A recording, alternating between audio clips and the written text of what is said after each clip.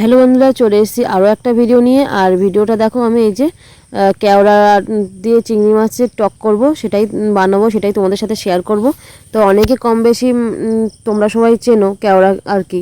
তো যাই হোক, আমি এখন এই যে কেওড়া সিদ্ধ করার জন্য পরিমাণ মতো জল দেব, অল্প করেই বলতে গেলে জল দেব। তো এই যে জলটা দিয়ে এবার কিছুক্ষণ একটুখানি গরম করে নেব। আর সত্যি কথা বলতে এই কেওড়াটা আমাদের সবথেকে বেশি মানে খেতে আমাদের পছন্দ আর কি। এই সময়টা বেশি ভালো লাগে, যতক্ষণ থাকে ততক্ষণ আমরা আর কি খাই। তো যাই হোক, দেখো কেওড়াটা ভালো করে সিদ্ধ করে নেবো। আর এমনভাবে সিদ্ধ করব যেন ওই তোমার আর কি দানাগুলো যেহেতু না বেরোয় আর কি। তো সেইভাবে সিদ্ধটা করব। দানাগুলো বেরিয়ে গেলে কী হবে, কষকষ লাগে আর কি খেতে, টকটা সে পরিমাণে বোঝা যায় না। তো যাই হোক, দেখো আমার প্রায় সিদ্ধ হয়ে এসছে। তো এটার দিকে একটু লক্ষ্য রাখতে হয়, নাহলে দেখা যাচ্ছে সিদ্ধ বসিয়ে দিলে মানে সঙ্গে সঙ্গে বেশিক্ষণ লাগে না, তোমার দেখা যাচ্ছে পুরো আটি বেরিয়ে কেমন দানাগুলো বেরিয়ে যায় আর কি। তো দেখলাম এই যে আমার হয়ে এসছে, খোলাটা কেমন দেখো ছাড়িয়ে গেছে। তো এবার নামিয়ে নেব। তো দেখা যাচ্ছে হাতে অনেক সময় থাকলে এটাকে এই জলের মধ্যেই ঠান্ডা করে নিই। আর যখন দেখা যাচ্ছে সময় থাকে না, তখন এটাকে তোমার আর কি তুলে নেই অন্য পাত্রে জলের মধ্যে। এই যে অন্য অল্প করে একটু জল নিয়েছি পরিমাণ মতো। আর এই যেহেতু এইটুকু কেওড়া হয়েছে, তো কি ভীষণ পরিমাণে এই কেওড়া টক ছিল। এবার সব কেওড়া তো টক থাকে না, কোনো কোনো কেওড়া দেখা যাচ্ছে একটু কষও থাকে। তো এটা প্রচুর টক ছিল। তো যাই হোক, এটাকে আমি ভালো করে এবার না চটকিয়ে নেব।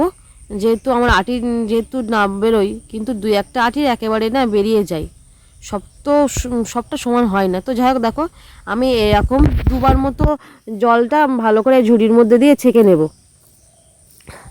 কারণ একবারে এই টক তো বার হবে না। তো দেখো ভালো করে আমি চটকে নিয়েছি, দু একটা আটি মানে ভেঙেও গেছে প্রায় বলতে গেলে।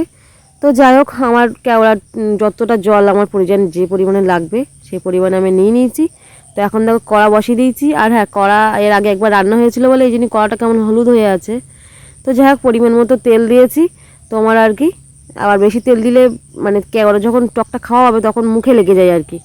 তো এদিকে এই যে তার মধ্যে একটু সর্ষে দিয়েছি। তো সর্ষে সাদা সর্ষে ইউজ করা যায়, আর কালো সর্ষেও ইউজ করা যায়, কোনো অসুবিধা নেই, সর্ষে হওয়া নিয়ে কথা। তো যাই হোক, অল্প পরিমাণে দিয়েছি।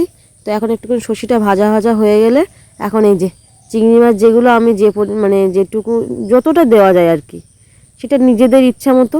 তো এই যে চিংড়ি মাছও আমি দিয়ে দিয়েছি, দিয়ে এখন এই যে পরিমাণ মতো লবণ দেব, আর এদিকে তোমার হলুদও দেব, দিয়ে এবার একটুখানি ভাজা ভাজা মতো করে নেব, যেহেতু এটাকে সিদ্ধ হতে হবে ওই টকের মধ্যেই আর কি।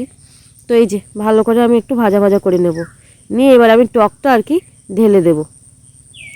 তো এই যে টকটা আমি ঢেলে দিয়েছি। এবার এই টকটা তোমার বলতে গেলে ফুটে একদম একটু মানে লবণ হলুদ দেখে একটু চেখে নিয়ে নামিয়ে নিতে হবে। তো একটু ফুটাতে হবে, কারণ চিংড়ি মাছটা সিদ্ধ হতে হবে আর কি। তো দেখো এই যে আমার টক আর কি ফুটতে শুরু করে দিয়েছে। তো দেখো চিংড়ি মাছগুলো না উপরে ভাসে, যখন সিদ্ধ হয়ে যায় চিংড়ি মাছগুলো কী সুন্দর উপরে ভাসে দেখো। তো যাই হোক, দেখো এটা ফুটে গেলে একটু কমিয়ে নিয়ে তারপরে নামিয়ে নিলে আমাদের চিংড়ি মাছের টক রেডি আর কি। তো তোমরাও বাড়িতে ট্রাই করো, আর যারা খেয়েছো তারা অবশ্যই কমেন্ট করে জানাবে।